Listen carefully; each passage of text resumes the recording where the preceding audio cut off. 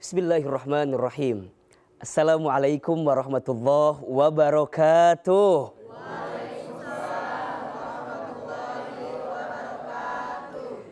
Senang sekali kembali pagi hari ini saya Hilman Fauzi membersamai pemirsa TVRI semua dalam program kesayangan kita Serambi Islami.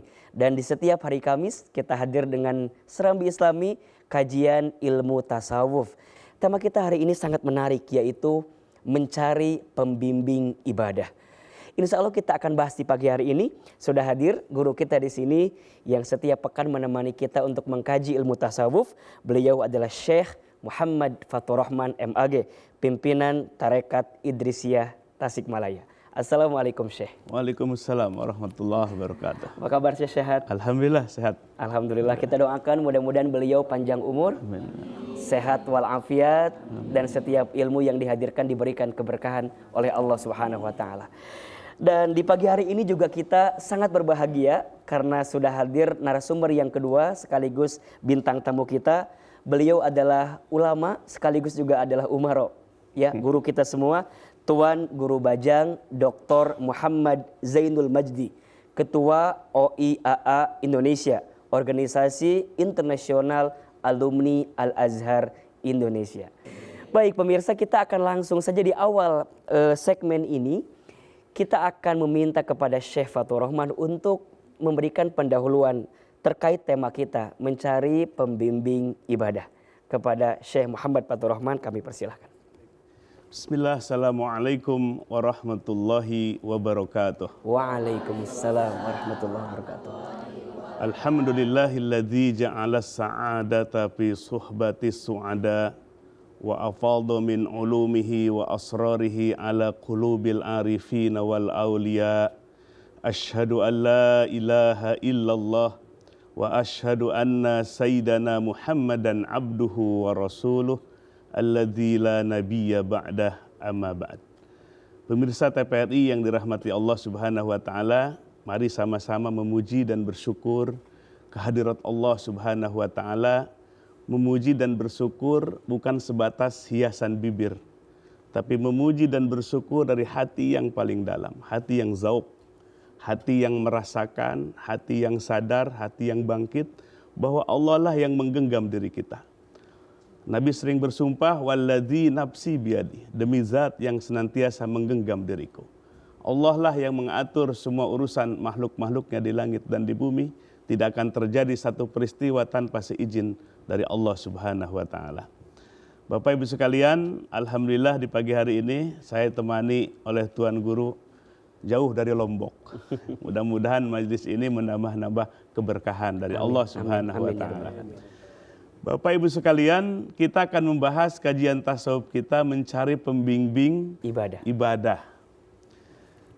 Agama kita diturunkan kepada Rasul terakhir Nabi Muhammad Sallallahu Alaihi Wasallam. Mukjizatnya sampai hari ini bisa kita pelajari dan dirasakan. Itulah Al-Quranul Karim. Lalu setelah Nabi wafat, maka dari sosok figur yang satu ini kemudian melahirkan para ulama dengan berbagai disiplin ilmunya. Ada yang ulama istighol wa tajarrud fil fiqh, ulama yang konsentrasi dalam ilmu fikih, jadilah faqihun atau namanya fuqaha. Ada juga ulama yang konsen dalam ilmu tafsir, disebutlah mufassir. Ada ulama yang konsentrasi dalam ilmu hadis, al-hafidh. Ada ulama yang konsentrasi dalam ilmu tasawuf, namanya sufi atau mursyid. Nah, ibarat universitas, jadi Rasulullah SAW telah melahirkan sebuah universitas Islam, di mana dalamnya banyak para ilmuwan dengan berbagai disiplin ilmu. Nah, salah satunya kita akan mengkaji dalam ilmu tasawuf itu ada yang disebut dengan pembimbing ibadah. diistilahkan dengan istilah murabbi ruh, pembimbing ruhani, atau mursyid, pembimbing di dalam ibadah. Kalau kita melihat dalam kitab Minhajul Abidin, kitab tasawuf yang terakhir dikarang oleh Imam Hujjatul Islam Al-Ghazali rahimahullah, kita dalam proses ibadah, ini diulang kembali, harus benar-benar menjalankan 7 proses pendakian. Ini menarik ya, bicara tentang pendakian dalam ibadah ada 7. Iya. Dan pernah kita bahas sebelumnya, sekaligus juga nanti kita akan menguatkan terkait seperti apa pembimbing ibadah yang dicari itu, sehingga bisa menghadirkan ibadah yang terbaik. Mohon izin Syekh, kita tahan dulu Tuan Guru, mohon izin. Kita akan lanjut setelah ini. Pemirsa jangan kemana-mana, tetap di sini di Serambi Islami TVRI.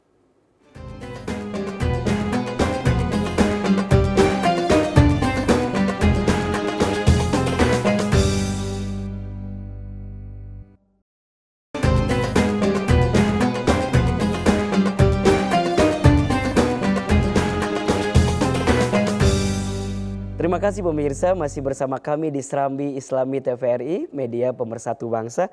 Kita masih dalam kajian ilmu tasawuf dengan tema mencari pembimbing ibadah. Mohon maaf sebelumnya tadi saya lupa memperkenalkan qori kita dan sari tilawah kita. Ada Ustadz Deden dan Ustadz Mula, Masya Allah, Tabarakallah. Suaranya bagus. Suaranya Masya Allah, mudah-mudahan apa yang kita dengarkan dan yang beliau bacakan mengundang rahmat dari Allah Subhanahu wa Ta'ala. Baik pemirsa, kita akan lanjutkan sedikit lagi dari apa yang Syekh tadi paparkan di sebelumnya. Sebelum nanti saya bertanya kepada Tuan Guru Bajang terkait dengan mencari pembimbing ibadah. Silakan Syekh. Baik, jadi ada 7 aqobah yang harus ditempuh sampai kita wusul qalbu kita kepada Allah Subhanahu wa Ta'ala. Yang satu adalah aqobatul ilmi. Kita harus terus belajar ilmu, jangan berhenti duduk di majelis ilmu. Nah, ilmu itu ada sumbernya. Nah, maka dalam kitab tasawuf kita akan mengangkat beberapa parameter ya, kemampuan dari atau persyaratan dari mursyid atau yang disebut murabbi ruh, pembimbing ruhani. Kenapa disebut pembimbing ruhani? Sebab ada yang paling esensial, yang paling berharga dalam diri kita. Kira-kira ibu-ibu apa kira-kira? Apakah kedudukan yang tinggi, jabatan yang tinggi? Apakah sesuatu yang paling mahal itu fasilitas mewah atau perusahaan yang banyak? Apa kira-kira? Apa Bu yang paling penting dalam hidup kira-kira?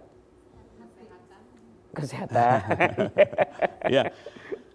Kita mengambil pendapatnya para ulama al-muhakkikun, orang yang sudah mencapai hakikat. Mereka mengatakan al-qalbu huwa jauharul insan. Qalbu manusia adalah sesuatu yang paling esensial, yang paling berharga dalam diri manusia. Jadi semua memiliki kekayaan yang sama ini. Karena mendapatkan qalbu. Qalbu itu diciptakan bukan dari tanah, tapi al-manfuh yang ditiupkan oleh Allah Subhanahu wa Ta'ala. Sehingga qalbu inilah yang membangkitkan kesadaran ingin menyatu dengan Allah. Pengertian menyatunya adalah dalam mahabbah, kecintaan kepada Allah Subhanahu wa Ta'ala. Nah, karena qalbu ini adalah yang paling berharga, maka sosok mursyid itu disebut murabbi ruh, pembimbing qalbu, pembimbing ruhani. Jadi yang pertama ditempa adalah qalbunya terlebih dahulu atau jiwanya terlebih dahulu. Baik, Syekh mohon izin sebelum nanti kita jelaskan parameter mursyid yang dimaksud, saya ingin ke Tuan Guru dulu. Tuan Guru Bajang, jika kita melihat tema kita mencari pembimbing ibadah, kemudian tadi Syekh di awal mengemukakan terkait dengan pentingnya hati dalam ibadah. Itu kira-kira seperti apa agar kemudian kita bisa memahami secara lebih definitif di awal ini terkait dengan tema kita, mencari pembimbing ibadah. Ya, bismillahirrahmanirrahim. Assalamualaikum warahmatullahi wabarakatuh. Waalaikumsalam. Alhamdulillah. Wassalatu wassalamu ala Rasulillah wa ala alihi wa sahbihi wa man wala amma ba'du. Para pemirsa TVRI dimanapun berada, tadi telah disampaikan oleh guru kita Syekh Fathur Rahman ya tentang sesuatu yang paling mahal, yaitu hati. Kalau kata sebagian ulama, kenapa hati paling mahal? Li'annahu mahallu nazarir Rabb. Karena Allah melihatnya ke situ. Jadi Allah nggak melihat tangan kaki kita kayak apa, tapi dilihat yang paling utama itu kepada hati kita. Nah itu yang pertama. Yang kedua, ada pertanyaan tentang tema kita. Kok kita bahas tentang pembimbing ibadah? Emangnya ibadah ini perlu ada pembimbingnya? Gitu. Jawabannya iya dan wajib. Kenapa ibadah perlu ada pembimbingnya? Karena memang ibadah ini adalah wazifah, ya, sesuatu yang memang untuk itulah kita diciptakan. Artinya sesuatu yang memang sangat penting, yang itu kita gunakan untuk mengisi hidup kita. Nah kalau misalnya ilustrasi sederhananya ibu-ibu dari Bogor ya, itu pengen kemari saja kan harus tahu betul rutenya. Kan begitu keluar dari rumah, nggak sembarangan mobil yang ada dinaikin kan.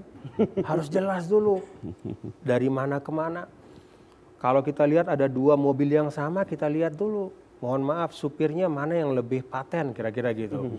Orangnya lebih kelihatan menguasai medan atau udah keleleran bahasanya gitu ya. Jadi ada hal-hal yang perlu kita cermati. Kalau sekedar bepergian, yang mana itu saat udah di sekian banyak kerjaan kita di dunia saja kita harus hati-hati. Apalagi untuk ibadah kita. Jadi memang yang saya sampaikan tadi benar-benar penting ya untuk kita mencari pembimbing ibadah karena itu akan menentukan bagaimana kita membentuk hati kita. Nah, kalau dalam surah Yasin kita baca ketika ada seorang yang bernasihat kepada penduduk kota, nasihatnya sederhana saja. Ya, ittabi'u man la yas'alukum ajra wa hum muhtadun. Jadi dalam hidup ini kalau ingin mendapatkan pembimbing, carilah yang ada 2 di situ disebutkan la yas'alukum ajra, dia nggak minta upah.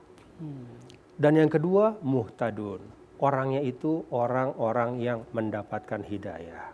Nah saya pikir Syekh Fatur Rahman nanti bisa lebih banyak menguraikan ya siapa-siapa yang diberikan hidayah itu, mursyid yang kayak gimana yang namanya mursyid, sehingga kita bisa ikut berguru dengan baik lahir batin sehingga mendapatkan wusul yang beliau sampaikan, ridha Allah Subhanahu wa taala. Masya Allah, tabarakallah. Iya, begitu gamblang dan begitu jelas bahwa pentingnya pembimbing ibadah. Ya jangankan dalam urusan ibadah, dalam urusan hidup kita juga harus ada pembimbing. Tadi Tuan Guru Bajang menggambarkan ilustrasi yang sangat sederhana dan relevan dalam pandangan kita. Bagaimana kalau kita berjalan ke sebuah tujuan, kalau kita nggak tahu jalannya, maka kita akan kesulitan menggapainya. Maka kita juga butuh supir untuk mengantarkan kepada tujuan tersebut. Nah, pertanyaannya, seperti apa kriteria pembimbing ibadah yang terbaik itu? Nah, saya kembalikan kepada Syekh Muhammad Fatur Rahman. Silakan, Syekh. Ya, baik pemirsa TPR yang dirahmati Allah Subhanahu wa taala, para ulama mengambil istilah mursyid itu dalam surah Al-Kahfi ayat 17. A'udzubillahi minasyaitonir rajim. May yahdillah fahuwal muhtad wa may yudlil falan tajida lahu waliyam mursyida. Barang siapa yang mendapatkan petunjuk, dia adalah orang yang mendapatkan petunjuk. Barang siapa yang tersesat, maka engkau tidak akan menemukan orang itu seorang wali yang mursyid. Jadi ada 2 kata, wali dan mursyid. Ya, wali artinya kedudukan kedekatan hamba dengan Allah Subhanahu wa taala. Digambarkan dalam hadis qudsi tentang wali Allah yang mendekatkan diri dengan parur yang sunnah sampai Allah mencintainya, dan pada gilirannya seluruh panca inderanya digerakkan dan diaktifkan oleh Allah Subhanahu wa taala. Yang kedua, mursyid. Tidak semua wali adalah mursyid. Maka dalam kitab-kitab tasawuf, contoh dalam kitab Tanurul Qulub bi Muamalati Alamil Ghuyub, bahwa kewalian itu sampai ada 9 tingkatan martabat kewalian. Nah, tidak setiap wali itu adalah mursyid. Al-Kahfi ayat 17 menunjukkan seorang wali yang dekat dengan Allah, semua panca indahnya digerakkan oleh Allah, kemudian mursyida, memberikan irsyad, memberikan petunjuk. Nah, wali mursyid inilah yang dijadikan istilah dalam ilmu tasawuf sebagai pembimbing ibadah. Nah, mari kita lihat ada satu risalah kecil ini, Adab Suluk Murid, yang dikarang oleh Al-Habib Abdullah bin Alwi Al-Haddad Asy-Syafi'i rahimahullah. Ini kecil, tipis, tapi dalam sekali untuk menuntun praktis dalam ibadah kita. Disebutkan di sini kaitan dengan wajibnya mencari pembimbing ibadah, di mana Beliau mengatakan, wal takun, hendaklah ada laka bagi engkau ayuhal murid, wahai murid. Murid itu orang yang punya irodahnya kepada akhirat. Maka disebut murid, yang berkehendak, yang berkeinginannya al-akhirata, kepada negeri akhirat. Inayatun tamatun, perlindungan yang sempurna bisuhbatil akhyar, dengan bersahabat dengan orang-orang pilihan. Wa mujalasatis solihinal abror, dan duduk berkumpul dengan orang-orang soleh yang berbuat kebaikan. Wa kun, hendaklah ada syadidal hirsi, yang sungguh-sungguh mencari, berkeinginan ala talabi syaihin solihin. Nah, pertama, kriterianya syarat mursyid atau murabbi ruh itu syaihin solihin, seorang syekh yang soleh. Ucapan dan tindakan beserta kolbunya benar. Kemudian mursyidin, yang memberikan irsyad, yang memberikan bimbingan. Nasihin, yang senantiasa memberikan nasihat. Arifin bisyariati, menguasai terhadap syariat atau ilmu fikih. Salikin li thariqah, dia suluk dalam thariqah. Ya. Definisi thariqah yang paling sederhana Imam Ajurjani dalam kitab At-Ta'rifat. At-thariqah hiya as-sirah al-mukhtassah, perjalanan yang spesial, yang khusus. Bisalikina ilallah, bagi orang yang Allah dijadikan sebagai goal atau tujuannya. Maka berjalan suluk di atas thariqah menuju kepada Allah. Da'ikin lil haqiqah, bukan sebatas retorika, bukan sebatas teori dan ilmu, tapi da'iq. Kolbunya itu, jiwanya merasakan dan mencicipi. Lil haqiqah, terhadap hakikat. Maka dalam kitab Mausu'ah Yusupiyah Pibani Adilati Supiyah, Syekh Yusuf Khotar Muhammad rahimahullah, hakikat itu terbagi dalam 3. Pertama adalah haqaiqul akwan, hakikat alam. Man arafal haqqa syahidahu fi kulli syai'. Barang siapa yang ma'rifat kepada Allah, maka dia akan menyaksi Allah dalam segala sesuatu. Melihat langit, matanya melihat langit, qalbunya musyahadah, menyaksi sang penciptanya, sang pentadbir dan mengaturnya adalah Allah Subhanahu wa taala.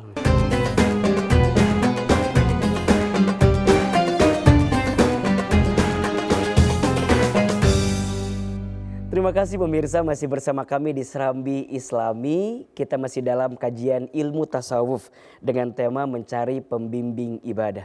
Seorang pembimbing ibadah dalam ilmu tasawuf disebut dengan mursyid, seseorang yang mengarahkan kepada kebaikan.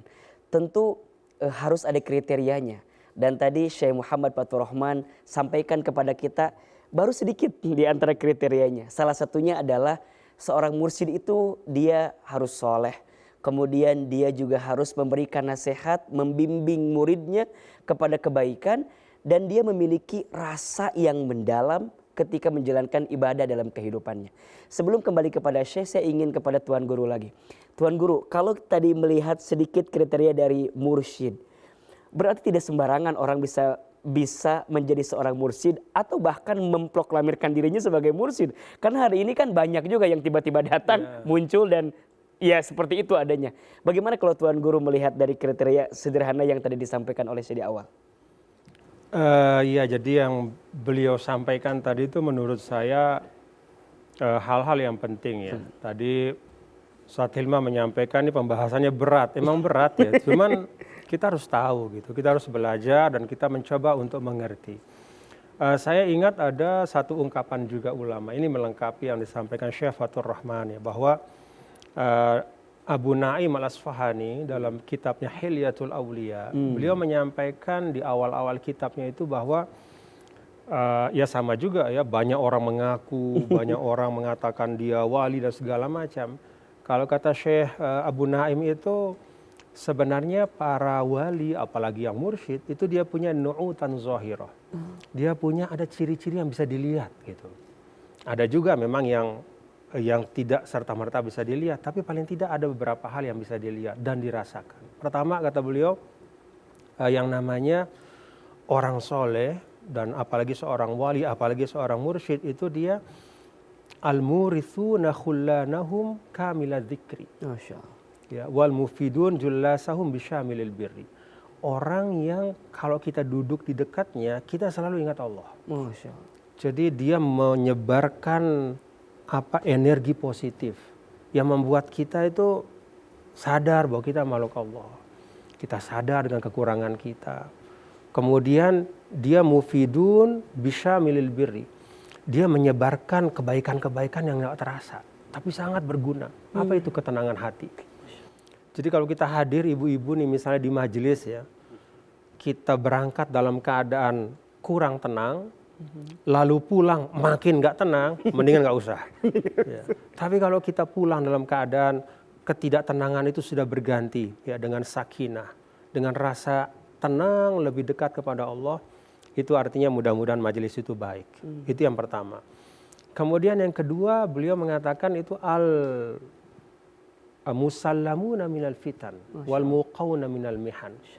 Orang-orang yang dari perjalanan hidupnya itu dia sudah mampu melewati cobaan-cobaan. Jadi kalau kita melihat ada orang-orang yang diuji, dicoba oleh Allah, lalu kemudian dia keluar dari cobaan itu dalam keadaan tidak kehilangan iman, bahkan lebih dekat kepada Allah.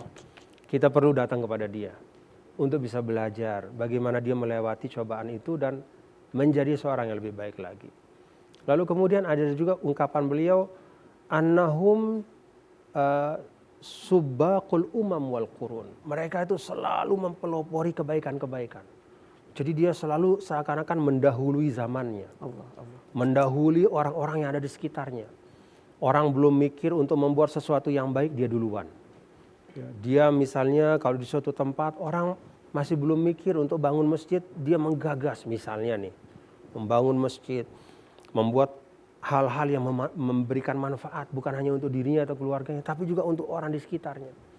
Nah kalau kata Imam Abu Naim, itu sebagian pertanda bahwa orang itu layak untuk kita dekati, layak menjadi tempat kita berguru, memberikan ketenangan hati, kemudian dia menjadi pelopor dalam kebaikan, ya. Selalu menghadirkan hal-hal yang bermanfaat. Dan orang yang terbukti cobaan dan fitnah itu tidak menghancurkannya, tapi justru membuatnya menjadi pribadi yang lebih baik. Itu sebagian kecil yang disampaikan oleh Imam Abu Naim. Wallahu a'lam bishawab. Masya Allah, Masya Allah. Jadi menjadi seorang mursyid tentu tidak mudah.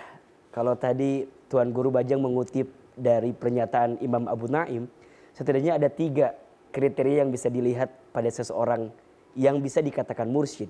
Yang pertama ketika bersamanya atau melihat wajahnya, hidup dengannya, membuat hati lebih tenang.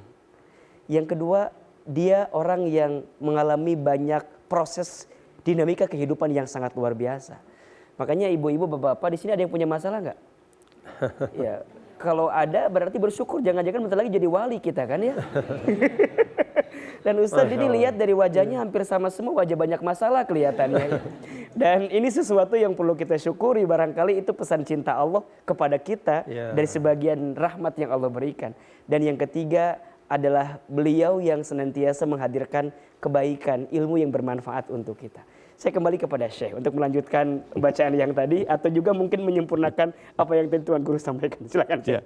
Ya, memang Imam Abu Nu'aim al-Asfahani ini termasuk ulama mutaakhirin di abad ke-4 Hijriah. Satu kitab Hilyatul Aulia yang padat dengan ilmu tasawuf, mengangkat para sahabat tabi'in dan atba'u tabi'in dengan sanad yang cukup lengkap. Nah, tadi bahwa seorang mursyid atau murabbi ruh itu merasakan hakikat, da'iq, merasakan hakikat karena melampaui thariqah. Maka enggak tiba-tiba dapat hakikat kalau kita tidak istiqomah di dalam thariqah. Contoh dalam Al-Quran surah Jin, wa allawistaqamu ala thariqah la asqainahum ma'an ghadaqa.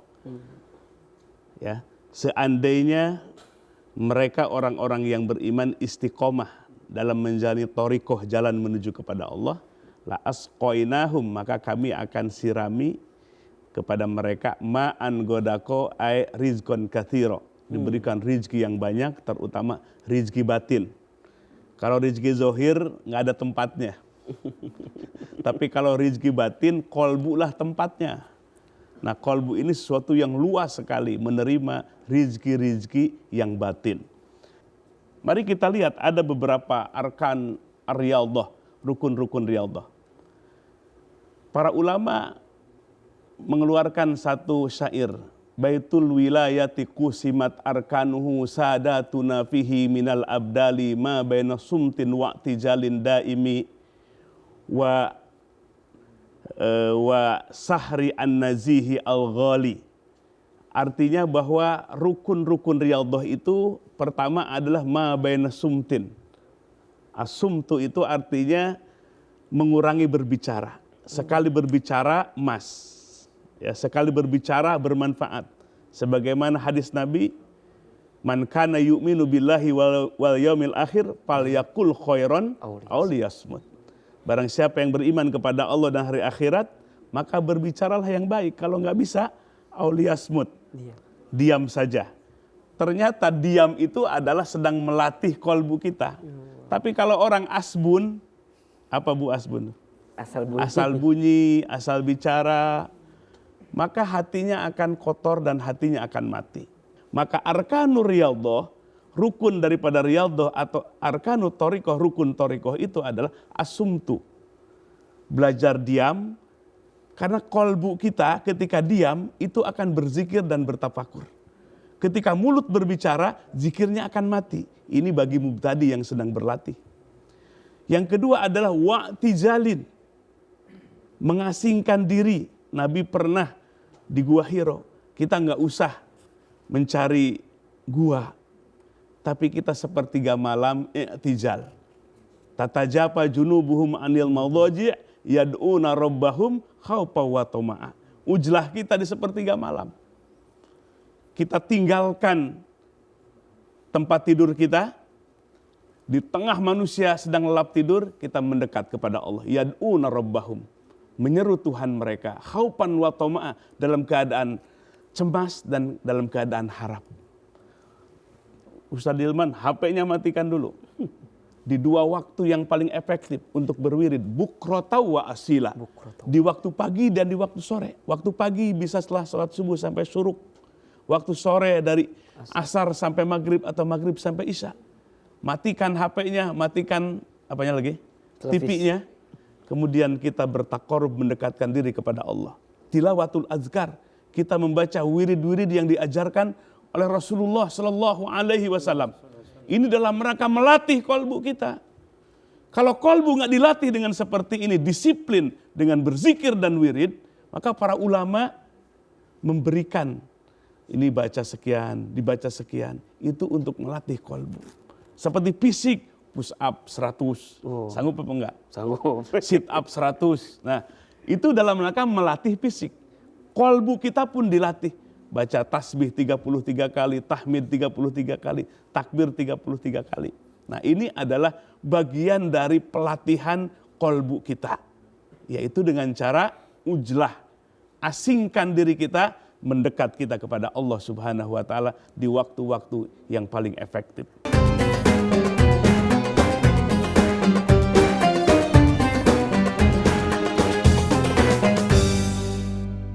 Terima kasih pemirsa, masih bersama kami di Serambi Islami TVRI. Kita masih dalam kajian ilmu tasawuf dengan tema mencari pembimbing ibadah. Masih bersama dengan dua guru kita yang hadir di sini, ada Syekh Muhammad Fathur Rahman dan juga ada Tuan Guru Bajang.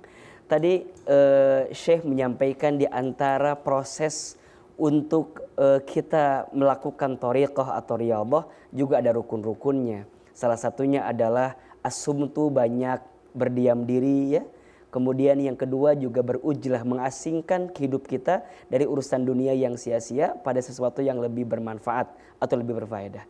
Kita sudah mendapatkan beberapa pertanyaan yang datang dari pemirsa yang sudah dikirimkan kepada kami. Kita langsung saja untuk menyimak pertanyaannya. Silahkan, kita akan dengarkan pertanyaan pertama. Silahkan.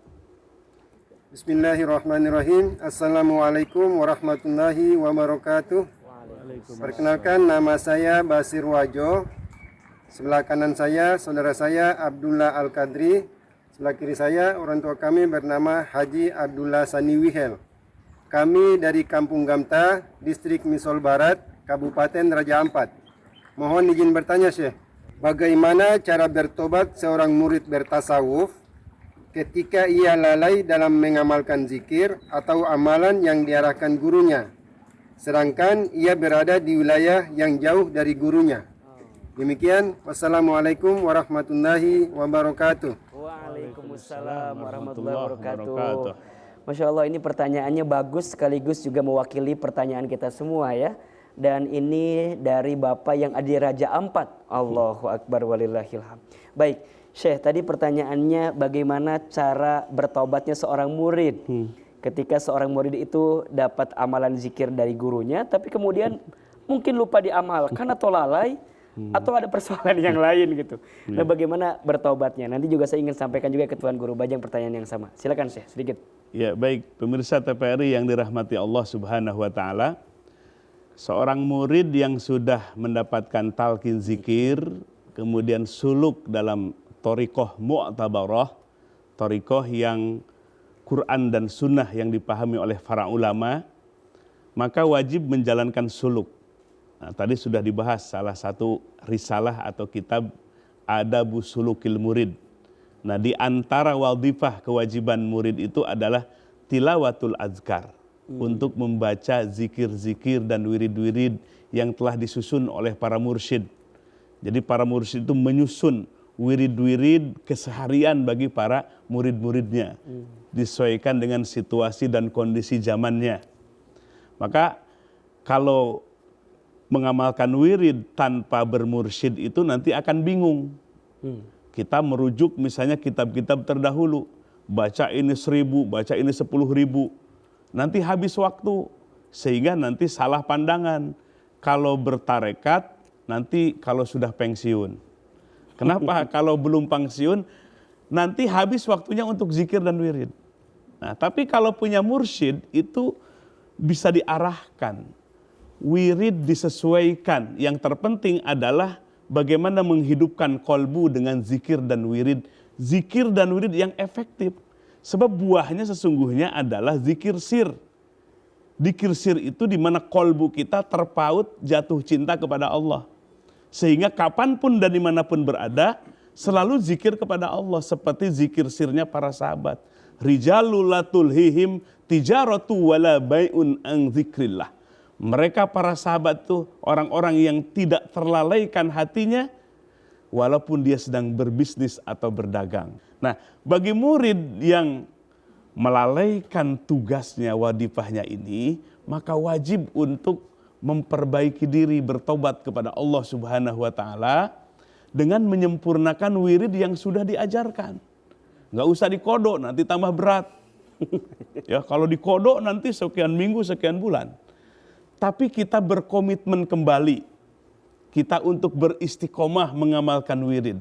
Sebab wirid itu bidayahnya adalah pahit, maka harus sabar ibu-ibu. Nihayahnya kalau kita istiqomah, maka akan manis sehingga kita akan bersyukur kepada Allah Subhanahu wa taala. Nah, selama ini zikir kita, wirid kita masih pahit atau sudah manis-manis? Masih pahit-pahit. Nah, kita harus terus istiqomah. Sebab nanti akan ketemu dengan hakikat ibadah. Hakikat ibadah itu disebutkan anna ruha jami'il ibadah hudurul qalbi ma'allahi fiha.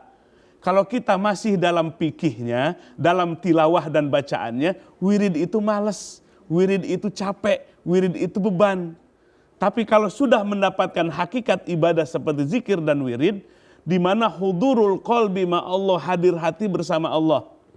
Coba bayangkan hadir hati bersama Allah. Allah adalah zat yang maha segala-galanya. Lalu qalbu kita hadir bersama Allah. Maka yang ada adalah kebahagiaan, yang ada adalah kenikmatan. Sehingga berzikir dan berwirid itu adalah menjadi kenikmatan dan kebahagiaan. Nah, kita nanti akan dilihat bagaimana tingkatan zikir. Mulai dari zikir ma'al goplah, zikir lisannya tapi hatinya masih lalai. Jangan berhenti. Kata Syekh Ibnu Athaillah dalam Hikam. Nanti Allah akan tingkatkan menjadi zikir ma'al yaqdah. Zikir hatinya pun bangkit dan sadar. Baru ketiga, zikir ma'al hudur. Zikir, naik lagi zikir kita. Lisan berzikir, hatinya merasa hadirnya Allah. Dan ujungnya adalah tingkatan zikir terakhir adalah zikir ma'al ghaib amma siwal mazkur. Di mana dalam saat zikir itu hilang semua makhluk, hanya yang ada dirasakan wujudnya Allah. Itulah makna la maujuda illallah. Tiada yang maujud kecuali Allah. Inilah zikirnya ahlul fana. Tidak sadarkan bahkan dirinya pun nggak ada. Semua makhluk hilang. Kullu man 'alaiha fan wa yabqa wajhu rabbika dzul jalali wal ikram. Yang dirasakan oleh kalbunya hanyalah Allah. Nah ini bacaannya udah nggak dihitung lagi, Ustaz. Walaupun salah bacaannya, orang yang sudah pada makom fana seperti itu jangan diiktibar lagi, jangan dihitung, jangan disalahkan lagi. Kenapa? Karena kalbunya sedang merasa yang maujud itu hanyalah Allah Subhanahu wa taala. Masya Allah. Jadi seorang mursyid ketika memberikan amalan talqin zikir kepada muridnya tentu sudah dalam perhitungan dan kemudian pertimbangan yang sangat matang. Maka seorang murid tentu harus kemudian taat dan patuh kepada gurunya. Nah saya ingin lebih tajam dalam konteks yang sama tapi dengan redaksi yang berbeda. Tuan Guru, seberapa penting seorang murid itu harus berkhidmat kepada gurunya? Nah apa keutamaan yang didapatkan oleh seorang murid yang berkhidmat kepada gurunya dengan baik?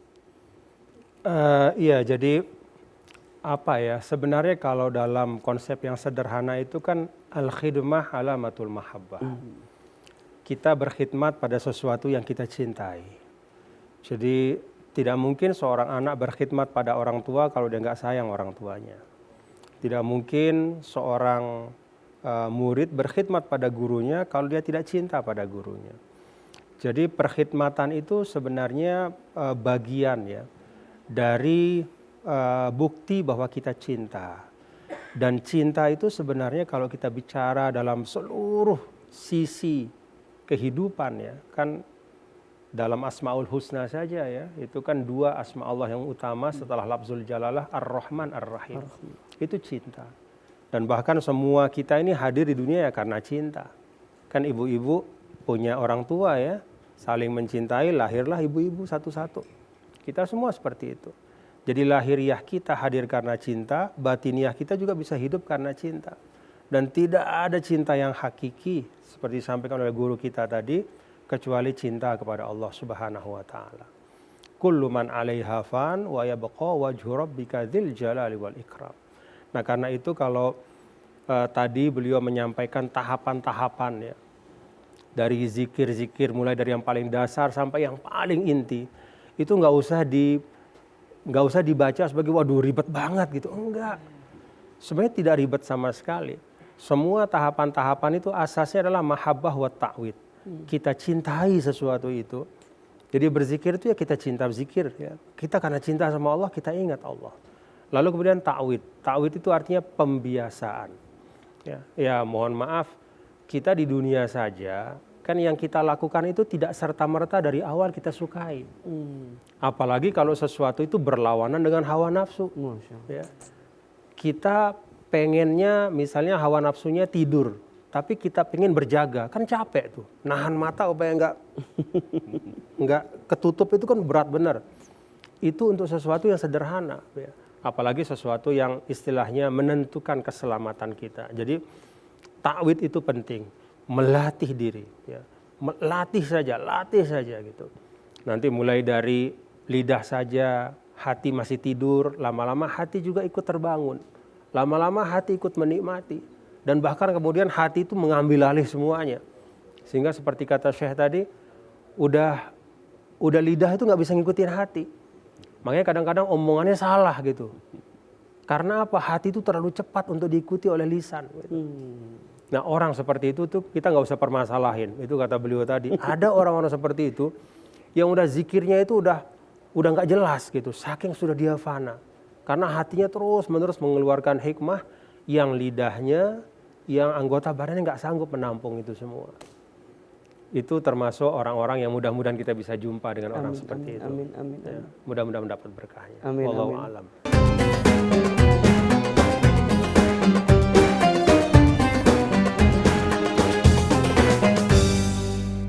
Terima kasih pemirsa, masih bersama kami di Serambi Islami TVRI Media Pemersatu Bangsa. Kita masih dalam kajian ilmu tasawuf dengan tema mencari pembimbing ibadah. Tadi di segmen sebelumnya ada pertanyaan yang datang dari pemirsa yang jauh dari Raja Ampat terkait bagaimana adab seorang murid kepada gurunya. Ketika seorang murid lalai atau lupa, maka hendaknya dia memperbaiki apa yang kemudian menjadi kelalaian dan kehilafannya. Insya Allah itu akan menjadi titik atau step awal agar dia bertumbuh menjadi lebih baik dan menjadi bertambah dalam kebaikan tentunya. Nah, pentingnya juga adab seorang murid kepada guru, karena khidmatnya murid kepada guru berarti menunjukkan rasa cintanya murid kepada gurunya. Dan itu juga akan mengundang cintanya guru kepada murid, sehingga mengantarkan cinta yang tentunya mengundang rahmat kasih sayang Allah Subhanahu wa taala. Murid yang mencintai gurunya, guru yang mencintai muridnya, maka akan menghadirkan keberkahan dan kebaikan di dalamnya. Kita akan lanjut pertanyaan dari yang hadir di studio ini, wajah-wajah banyak pertanyaan sepertinya ya. Dari awal segmen sampai sekarang. Silakan, ada yang mau bertanya? Siapa? Baik, Bunda yang depan silakan. Assalamualaikum warahmatullahi wabarakatuh. Waalaikumsalam warahmatullahi wabarakatuh. Perkenalkan, saya Siti Afiah Nasir dari Majelis Ta'lim Al-Azka Syuhada, Kecamatan Tanjung Sari, Kabupaten Bogor. Izin bertanya, Syekh. Ya, silahkan, Bu.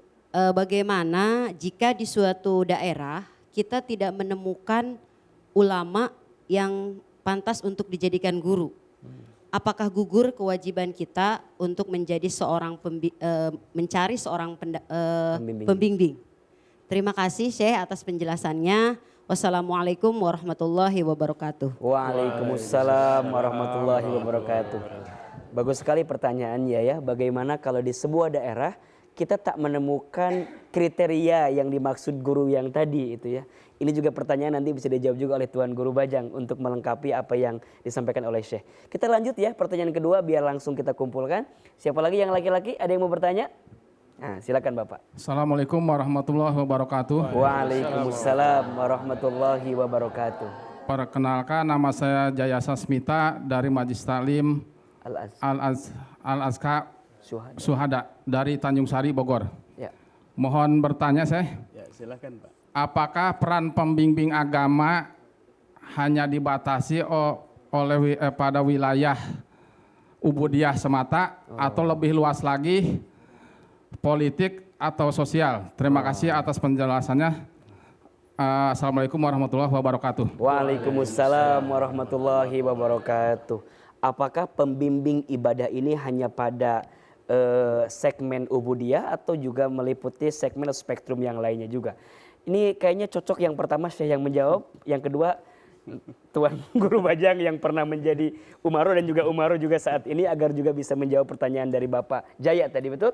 Baik, Syekh, untuk pertanyaan pertama. Apa tadi? Jika di sebuah daerah tidak menemukan guru yang sesuai kriteria yang disebutkan, bagaimana kira-kira sikap seorang murid? Ya, baik Bapak Ibu sekalian, pemirsa TVRI yang dirahmati Allah Subhanahu wa taala, dalam kitab Syairus Salikin karangan Syekh Abdus Somad Al-Palimbangi mengutip kata-kata seorang ulama besar ya.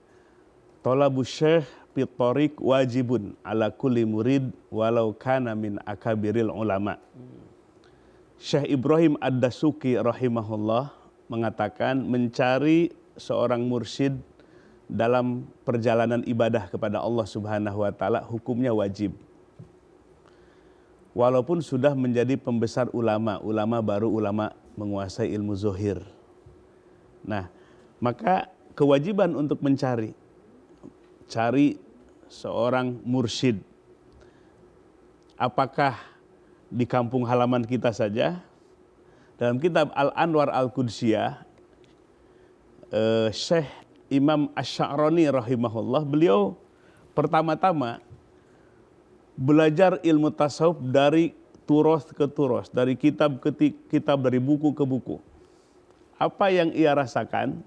Beliau menyampaikan pengalamannya, ibarat orang masuk ke satu tempat, tidak tahu masuk dan tidak tahu keluar. Itulah kondisi yang dirasakan oleh Imam Asy-Sya'rani rahimahullah. Jadi kalau hanya belajar dari kitab ke kitab, belajar tasawuf itu adalah riyadhah dan mujahadah. Lebih banyak kepada praktek. ketimbang teorinya. Nah, kalau belajar tasawuf hanya dari teori ke teori, ibarat masuk satu ruangan yang banyak pintu, dia bingung kemana dia masuk dan dari pintu yang mana dia harus keluar. Beliau dalam rihlah ilmiahnya, beliau belajar ilmu tafsir kepada Imam Asyuti rahimahullah. Kemudian belajar ilmu hadis kepada ulama-ulama besar di masanya. Lalu beliau menjelaskan, aku setelah mempelajari ilmu-ilmu yang zohir, ilmu-ilmu yang akli dan nakli, kemudian aku suluk dalam thariqah di bawah bimbingan Syekh Ali Al-Khawas rahimahullah. Suluk dalam thariqah, kemudian Allah usulkan hatiku kepada Allah Subhanahu wa taala, mencapai hakikat, al-muhaqqiq, yang menemukan hakikat, yang mendapatkan hakikat di balik syariat ada hakikat. Itulah mutiara. Nah, beliau menuliskan dalam kitab Al-Anwar Al-Qudsiyah, carilah mursyid, kalau di kampung halaman nggak ada, cari ke kampung halaman yang lain. Kalau di satu kabupaten nggak ada, cari kabupaten yang lain. Kalau di satu pulau nggak ada, cari pulau yang lain. Pasti mursyid itu ada. Maka carilah semampunya kita. Terus kita berupaya untuk mendapatkan mursyid dan berdoa kepada Allah Subhanahu wa taala. Maka pada gilirannya Allah akan jumpakan. Maka kalau kita mengutip dalam kitab Hikam Syekh Ibnu Athaillah As-Sakandari rahimahullah, tidak akan sampai seseorang berjumpa dengan wali Allah, dengan mursyid, kecuali orang yang Allah kehendaki orang itu sampai kepadaku. Jadi kalau Allah tidak berkehendak orang itu sampai kepada Allah, dia tidak akan berjumpa dengan wali mursyid itu. Sebab wali mursyid itulah media mursyid yang menghubungkan dirinya dengan Allah. Para ulama mengatakan laulal murabbi ma'arabtu rabbi. Seandainya tidak ada mursyid, tidak ada murabbi, ma'arabtu rabbi, aku tidak akan ma'rifat, tidak akan mengenal kepada Tuhanku. Maka sebagai wasilah, sebagai sulam, sebagai tangga untuk menempuh yang menjadi tujuan kita adalah Allah Subhanahu wa taala. Baik, Syekh, sedikit kontemporer ini ya. Kalau ada kan sekarang zamannya sudah zaman teknologi yang sangat canggih. Boleh nggak seorang murid itu misalnya mengambil talqin zikir atau menjadi murid via online? Atau pemirsa Serambi Islami nggak pernah ke Tasik tapi kemudian merasa ilmu yang Syekh berikan di Serambi Islami ini lewat TVRI masuk dan diterima. Bisakah mereka mengatakan sudah bermurid, berguru dengan Syekh misalnya seperti itu? Alhamdulillah kita bersyukur kepada Allah Subhanahu wa taala. Allah limpahkan ilmu pengetahuan dan teknologi bagi kita umat akhir zaman ini dengan adanya televisi, dengan adanya streaming, adanya Zoom dan yang lain-lainnya sebagai media-media, sarana-sarana. Nah, termasuk mencari mursyid dan mendapatkan talqin zikir dan bimbingan dari mursyid. Sah kita mendapatkan talqin zikir, bimbingan dari seorang mursyid lewat media-media tersebut. Kita manfaatkan dengan sebaik-baiknya. Semarakan televisi kita dengan kajian-kajian keagamaan. Di YouTube, di Facebook, di IG dan yang lain-lainnya. Tebarlah ilmu. Ya, kita hidupkan ilmu. Dan ini adalah yang menjadi kewajiban kita. Ya, jadi manfaatkan. Boleh ya? Baik. Jadi artinya sudah tidak ada alasan lagi bagi kita dengan alasan tidak bertemu dengan guru atau mursyid karena sekarang medianya sudah sangat terbuka begitu. Baik, saya ingin kepada Tuan Guru terkait yang tadi. Apakah pembimbing ibadah itu hanya terbatas pada hal yang sifatnya ubudiyah atau juga dalam sifatnya duniawi yang lain? Seperti dalam politik, sosial. Ketika guru mengatakan misal ini contoh, pilih si A, apakah murid juga harus sami'na wa ata'na dengan apa yang disampaikan atau seperti apa, Tuan Guru? Silakan. Ya, terima kasih. Kalau di dalam baiat itu kan memang baiatnya umum ya. Baiat itu kan umum, itu perjanjian setia. Dan biasanya seorang murid itu dia berbaiat adalah kepada orang yang dia yakini dan thiqah. Dia percaya bahwa ini adalah orang yang bisa membawa dia lebih dekat kepada Allah Subhanahu wa taala, membantunya ya untuk bisa sampai kepada Allah Subhanahu wa taala. Memang secara praktis itu yang biasanya dan memang itu yang diberikan kan hal-hal yang merupakan kutul kulub ya, makanan hati, ya, zikir dan semua wazifah riyadhah yang tadi disampaikan oleh guru kita. Tetapi terkadang mursyid itu juga bisa memberikan satu arahan, ya, itu biasanya dalam hal-hal inda taradufil ahwal, ketika pancaroba, ya, udah nggak ketahuan gitu, udah demikian hiruk pikuk dan segala macam, itu biasanya ya seorang pembimbing itu kemudian tidak tega melihat muridnya itu kehilangan arah, lalu dia bisa mengeluarkan arahan-arahan. Kalau sudah seperti itu, menurut saya harus diikuti. Tapi itu bisa jarang, ya, karena seorang mursyid itu juga orang yang betul-betul memastikan semua yang disampaikan adalah yang membantu sang murid itu semakin dekat kepada Allah. Sebagaimana beliau sampaikan as-sumtu, ya. Jadi hati-hati di dalam menyampaikan. Kira-kira seperti itu. Wallahu a'lam. Iya, karena kan ya tentu sekarang dinamika-dinamika itu kan muncul di permukaan begitu. Rasanya kami seorang murid yang fakir akan bertanya kepada guru kami dengan melihat kondisi yang ada gitu. Nah, maka wajar kalau kemudian banyak para murid yang bertanya terkait hal-hal yang sekiranya murid itu fakir dengan keadaan itu gitu, Tuan Guru ya. Ya, memang misalnya dalam masalah usaha. Itu sering sekali seorang murid itu bertanya kepada gurunya tentang apa yang harus dia lakukan. Bertanya misalnya usaha apa yang cocok untuk saya. Dan terkadang seorang mursyid itu memberikan satu panduan yang hanya murid itu yang ngerti. Oh, maksudnya guru saya itu ini gitu. Maka kemudian dia ikuti. Ada juga yang spesifik menyebut Anda begini cocoknya. Nah, terhadap hal-hal yang spesifik atau secara umum itu maka seorang murid itu yang menerima dan dia mengerti. Jadi kalau menurut saya kalau sudah ada arahan ya itu diikuti. Tetapi jangan juga memaksa, ya, mursyid itu harus bicara setiap hal gitu. Terkadang mursyid itu memang dia betul-betul sekali lagi fungsinya adalah memfasilitasi, membantu, ya, seorang murid itu untuk bisa lebih dekat kepada Allah Subhanahu wa taala. Baik. Jadi Masya Allah. Jadi seorang mursyid yang mendalam, yang punya hakikat, tentu dia akan melihat lebih komprehensif gitu. Lebih berhati-hati ketika memberikan satu arahan gitu ya. Lebih kemudian memilih mana yang terbaik sehingga pada akhirnya tidak menggelincirkan muridnya untuk jauh dari Allah. Bahkan diamnya pun adalah pilihan. Diamnya juga adalah pilihan. Diamnya pun adalah pilihan. Jadi jangan sampai muridnya maksa-maksa mursyidnya juga gitu. Ini mursyid kok nggak jawab-jawab, ya itu diamnya itulah pilihan. Oke. Saya ingin sedikit ke Syekh. Kalau urusan politik bagaimana Syekh melihat? Kan misalnya sebentar lagi kita akan bertemu dengan tahun politik, pasti seorang guru ditanya oleh muridnya, kira-kira siapa atau bagaimana? Nah, sikap mursyid terbaik itu baiknya seperti apa Syekh? Ya, dalam kitab yang dikarang oleh Imam As-Suhrawardi rahimahullah, bahwa baiat itulah tahkim. Si murid minta dihukumi urusan dunia dan akhiratnya. Ya, urusan dunia dan akhiratnya. Jadi komprehensif, kaitan politik, sosial, budaya dan yang lain-lainnya. Seperti Nabi SAW. Jadi arahannya melingkup semua aspek kehidupan. Jadi kalau kita melihat potret dari ada satu thariqah, ya, Sanusiyah Idrisiyah itu di Libya, dipimpin oleh Syekh Muhammad ibn Ali As-Sanusi, disebut Harokah Sanusiyah. Sampai banyak yang melakukan disertasi atau penelitian bahwa ad-din wa daulah itu gambaran agama dan negara yang menyatu. Ya, itulah yang digagas oleh thariqah Idrisiyah Sanusiyah ketika di Libya. Nah, jadi gambarannya itu bergerak dari ilmu tasawuf, penyucian hati, kemudian bergerak kepada semua aspek. Ada dakwah, ada tarbawiyah, pendidikan, iktisodiyah, ekonomi, ijtimaiyah, kemasyarakatan, asiyasiyah, politik. Diintegrasikan dengan baik di tengah-tengah kehidupan.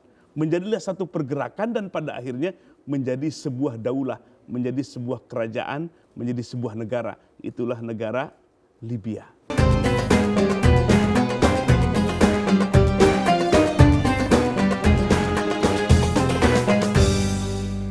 Terima kasih pemirsa, masih bersama kami di Serambi Islami. Kita masih dalam kajian ilmu tasawuf dengan tema mencari pembimbing ibadah. Masya Allah, tidak terasa kita sudah berada di ujung acara kita di hari ini.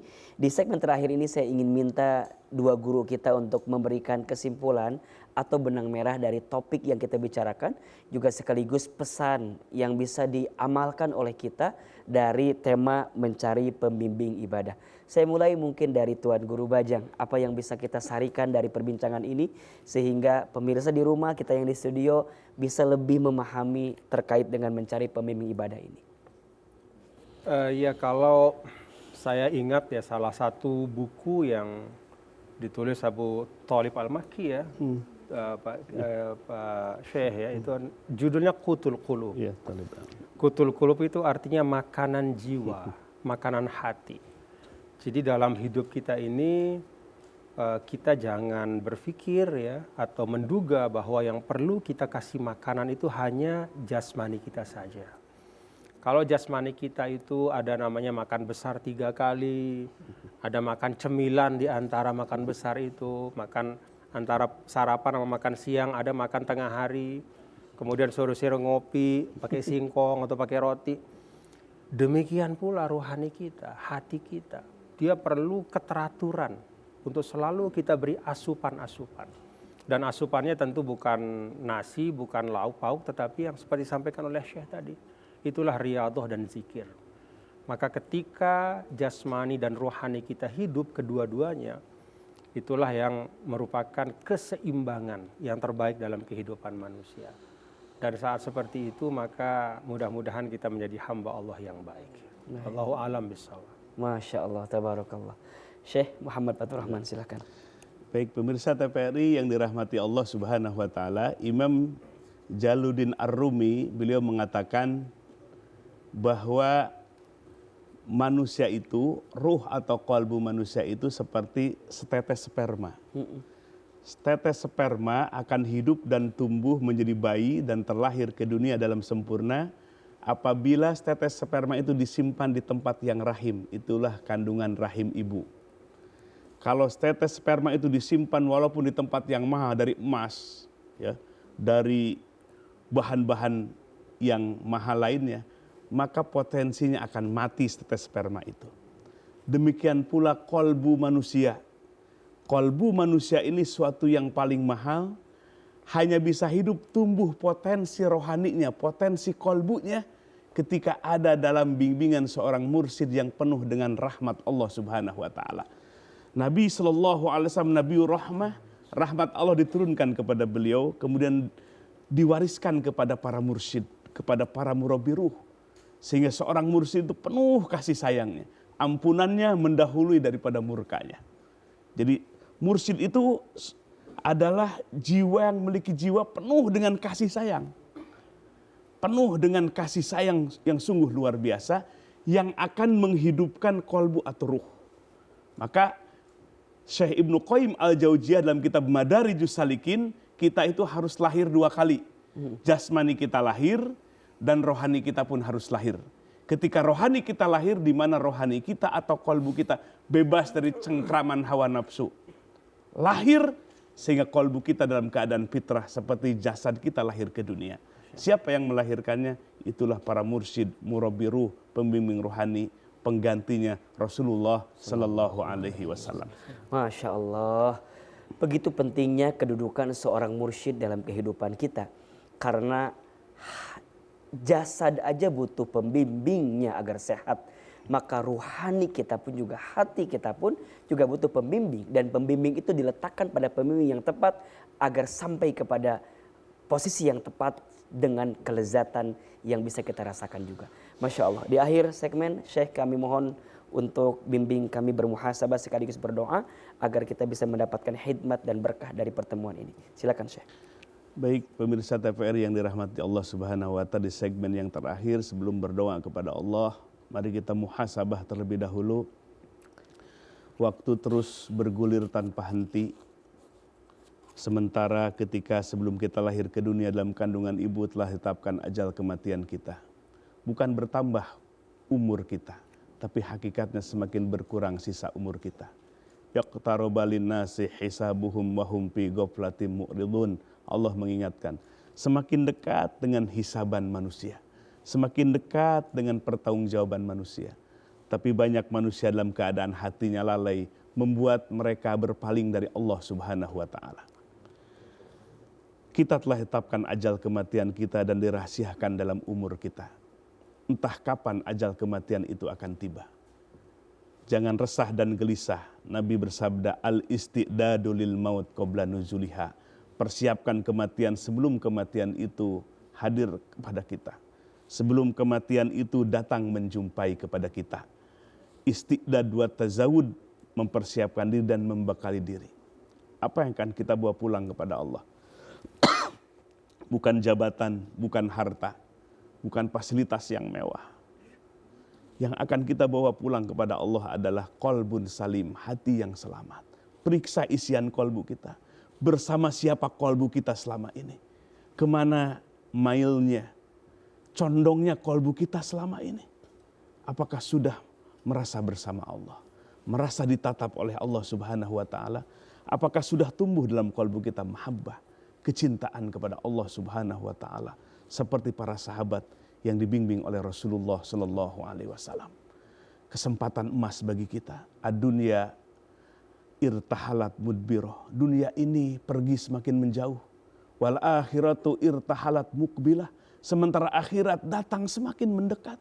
Apakah kita masih mengejar dunia yang akan kita tinggalkan? Lalu kita melupakan akhirat di mana kita akan menjumpainya semakin dekat. Mari kita cetak nasib kita di akhirat yang abadi, yang selama-lamanya. Dengan berjerih payah kita beribadah di dunia yang fana, yang rusak ini. Jadilah orang-orang pilihan, hati yang terkoneksi dengan Allah selama-lamanya. Akan terjaga oleh Allah dari segala jebakan-jebakan dunia, keburukan dan kejahatan nafsu beserta setan. Berlindung kepada Allah Subhanahu wa ta'ala. Mari angkat kedua tangan kita, berdoa kepada Allah. Kita yang lemah, kita yang bergelimang dosa dan kemaksiatan, butuh akan ampunan dan bimbingan Allah Subhanahu wa ta'ala. Allahumma salli ala Sayyidina Muhammadin nabiyil ummi wa ala alihi wa sahbihi wa salim. Ilahana dhawikna ya dhal jalali wal ikram. Ladzata jami'i asma'ika wa sifatika wa musyahadati zatik fi tajalliyatika bi'azamatika wa kibriyaik kama zawaqta zalika nabiyyaka sayyidana wa maulana Muhammadan sallallahu alaihi wasallam fi hadrati qudsikal a'la bika minka fika laka zawqan ilahiyan. Ya Rabb, ampuni seluruh dosa-dosa kami, dosa yang disengaja maupun dosa yang tidak disengaja, dosa yang terang-terangan maupun dosa yang kami sembunyikan, dosa yang kami lakukan mulai dari balik sampai pagi hari ini.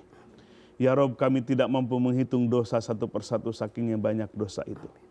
Tapi kami meyakini bahwa ampunan-Mu lebih banyak dibandingkan dengan dosa hamba-hamba-Mu ini. Ampunan-Mu lebih besar dibandingkan dengan besar dosa hamba-hamba-Mu ini, ya Rabb. Ya Rabb, ampuni dosa kedua orang tua kami. Ibu yang telah mengandung ayah yang menafkahi kami. Dan ada di antara kami orang tua yang tidak bisa tatap lagi wajahnya. Jadikan alam barjahnya raudhatun min riyadil jannah, taman-taman surga yang membahagiakan mereka. Ya Rabb, bersihkan kolbu kami dari seluruh amrod al-qalbiyah, penyakit-penyakit hati. Bersihkan hati kami dari noda-noda dosa di masa lalu. Hidupkan hati kami selama-lamanya dengan zikrullah, zikir sir dalam kolbu kami. Supaya kami bisa mengisi lembaran demi lembaran kehidupan dunia dengan ketaatan yang ikhlas atas nama-Mu. Ya Ghaniyu agnina bifadlika amman siwak. Wahai Zat yang maha kaya, limpahkan rizki yang penuh keberkahan. Engkau bukakan keberkahan pintu langit dan pintu bumi bagi kami. Ya Rabb, jauhkan rizki yang menjadi malapetaka bagi kami dan keluarga kami dari dunia sampai akhirat kami. Rabbana hablana minas solihin. Ya Rabb, berikan kepada kami anak cucu yang soleh, solehah, yang berilmu, yang bertakwa. Di saat kami nanti ada di alam barzah, ada mereka yang mendoakan kami. Ada mereka yang menggantikan dakwah. Ada mereka yang memakmurkan masjid, memberikan manfaat kepada masyarakat yang lebih luas. Rabbana hablana min azwajina wa dzurriyyatina qurrata a'yun waj'alna lil muttaqina imama. Rabbana atina fid dunya hasanah wa fil akhirati hasanah wa qina adzabannar. Subhana rabbika rabbil izzati amma yasifun. Wassalamun alal mursalin walhamdulillahi rabbil alamin. Alhamdulillahi rabbil alamin. Amin ya rabbal alamin. Terima kasih banyak kepada Syekh Muhammad Fatur Rahman, Tuan Guru Bajang, terima kasih. Ustaz Deden, Ustaz Mula, dan ibu-ibu, bapak-bapak, Terima kasih yang sudah hadir di studio serta pemirsa TVRI yang menyaksikan tayangan kami pada hari ini. Mudah-mudahan apa yang kami hadirkan mampu melembutkan hati kita, menenangkan perasaan kita, dan menjadikan kita lebih dekat dengan Allah Subhanahu wa Ta'ala. Saya Hilman Fauzi undur diri, mohon maaf lahir dan batin. Jangan lupa terus saksikan Serambi Islami, kajian ilmu tasawuf. Semoga Allah membimbing kita dalam kebaikan dan kebahagiaan ini. Wabillahi taufiq wal hidayah. Kepada Allah saya mohon ampun, kepada seluruhnya saya mohon maaf. Assalamualaikum warahmatullahi wabarakatuh. Waalaikumsalam warahmatullahi wabarakatuh.